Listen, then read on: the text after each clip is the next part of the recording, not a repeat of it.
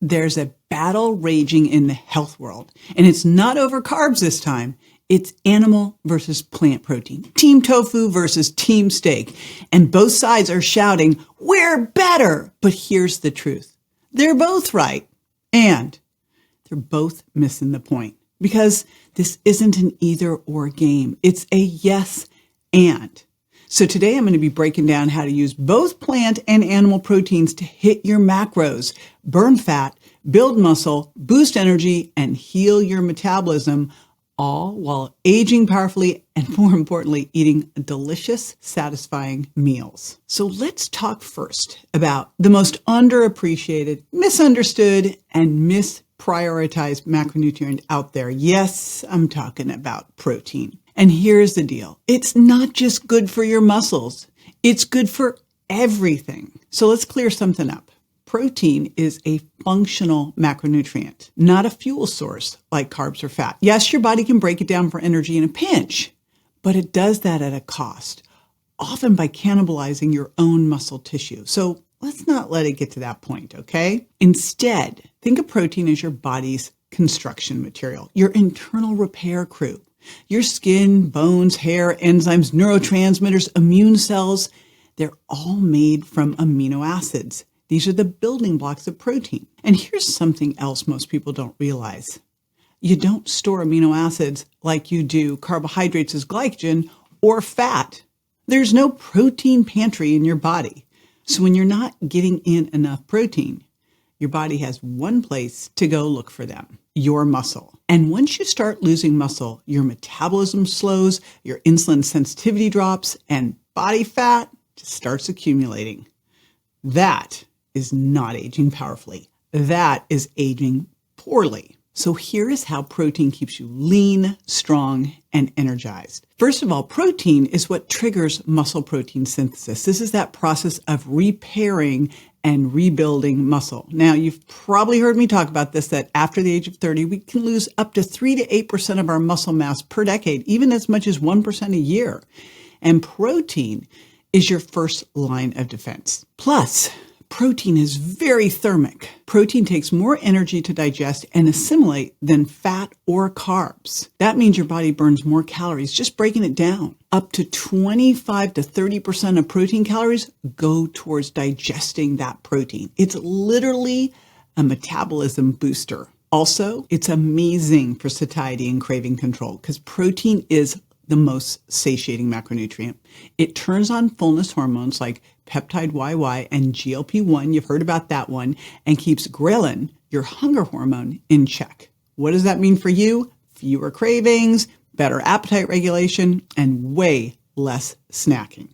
And there's one more big one, and this is the protein leverage hypothesis. So it turns out your body has a built-in drive to meet its protein needs. If your body is too low, or your diet rather is too low in protein, it's going to keep you eating until you hit that threshold, even if it means overeating calories from carbs and fat. If you get your protein right, guess what? You naturally eat less, period. Now, especially after 40, you need more protein, not less. So if you're over 40, listen up, because as we age or as we become more insulin resistant or more sedentary, we develop something called anabolic resistance. This is where our bodies become less efficient at building and maintaining muscle from the same amount of protein. So while your younger self may have been fine with 20 grams per meal, your midlife body needs more like 30 to 40 grams per meal, and ideally spaced evenly throughout the day, although overall protein is still the most important. You also got to factor in stress, gut health, and lowered stomach acid, because all of these can impair protein digestion and absorption. This means that the quality of your protein, the digestibility of it, and the frequency you eat it become non-negotiable if you want to age powerfully. So yes, protein helps you drop fat. But even more, it helps you preserve muscle, stabilize blood sugar, and feel full and satisfied while doing it. And that's what we're after, right? Fat loss without muscle loss, because that's the real needle mover when it comes to long-term health, energy, and great body composition. All right, let's break it down between animals versus plants and talk about what the science says. So there are 9 essential amino acids. These are the ones that your body has to get from food. You can't make them. Now, animal protein, let's talk about grass-fed beef, pastured eggs, wild-caught salmon. They're considered complete protein. They have all 9 essential amino acids in the right ratios, and they're very bioavailable. They're easier to digest. They've got a great essential amino acid profile, and especially they're rich in something called leucine, an essential amino acid that's key for muscle protein synthesis.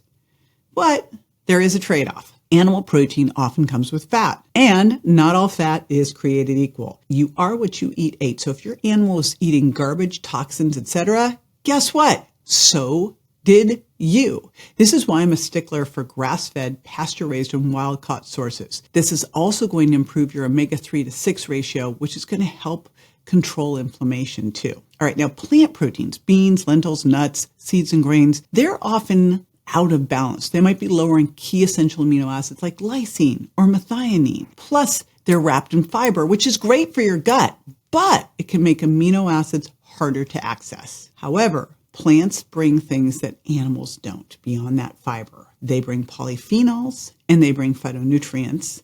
And they also have some amazing micronutrients. They have like magnesium, potassium, quercetin, EGCG. I could go on and on. So what's the smart play? Eat them both. Combine plant and animal sources to get a diverse amino acid profile plus all the fiber. Those beautiful colors that signify different phytonutrients and compounds that protect your mitochondria and your metabolism. Now, before we jump into some killer protein meal ideas, some great blends, there's one more thing I want to call out. Animal protein isn't just about those essential amino acids. They're also loaded with micronutrients that are either missing or harder to absorb or less bioavailable in plant-based foods. So I'm going to break some down that you may not have thought about. First of all, cognitive performance. Choline is super important. It's vital for brain health. It's vital for neurotransmitter production. And you know those beautiful bright orange yolks that you get from eggs? Choline. Creatine. You've heard me talk about creatine time and time again. Well, creatine is rich in meat and in fish, and it's so important for that energy in your brain and in your muscles. Vitamin B12, of course, you know you get that from meat. Essential for nerve function and mood. So brain is important. Of course, energy is super duper important as well. And one of the key things here is iron. Now, yes, you'll get some iron from plants, but you get non-heme. It's not as well absorbed. Heme iron. This is the form your body absorbs best. Hint, does even better when you do it with vitamin C rich foods. And that, of course, is found in red meat. Also, carnitine. This is a nutrient that transports fatty acids into mitochondria to be burned for fuel. And carnitine comes from meat, carne, right?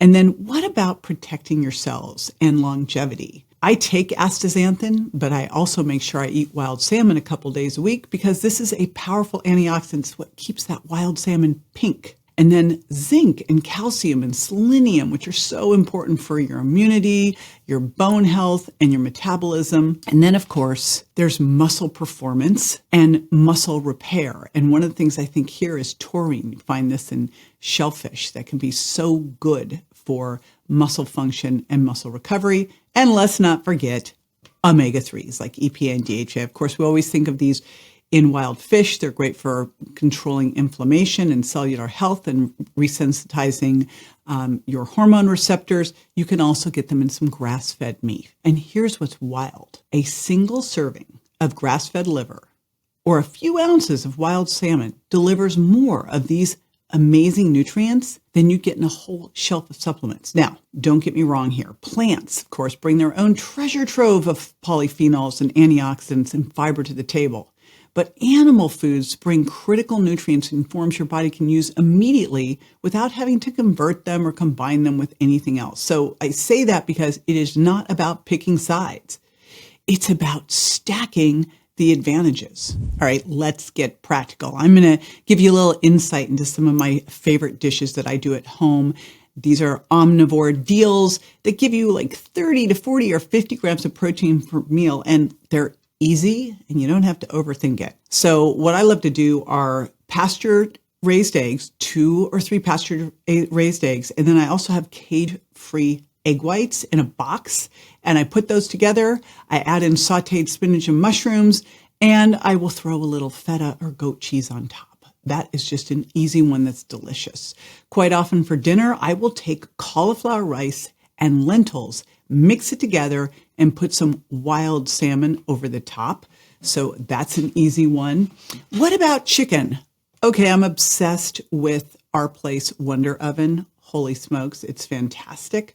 And what I do is I take the plucked organ meat seasoning, we put it on chicken thighs, we cook it in the Wonder Oven, and then you could take some quinoa and some deep green leafies like chard and saute them up throw a little pumpkin seeds on top.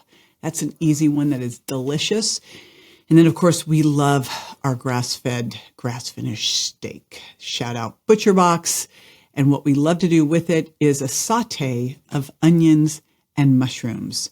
And then, of course, some broccolini that we roast right alongside it with some extra virgin olive oil. I mean, does any of this sound like you are suffering or deprived? No, I didn't think so.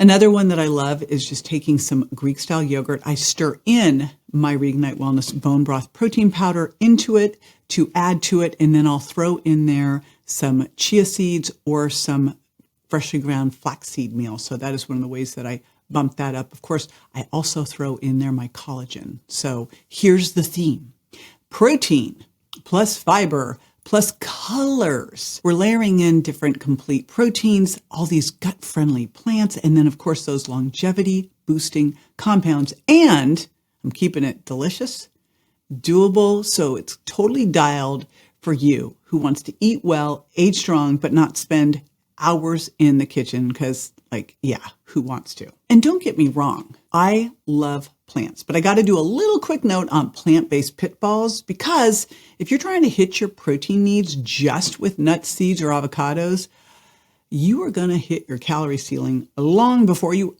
ever get close to your protein minimum. Why? Because these protein-rich foods are not, they're fat-rich with a little protein. Literally, you need over 700 calories of almonds just to get 25 grams of protein. That is not a great return on your calorie investment. And keep in mind, fiber can bind protein and reduce absorption.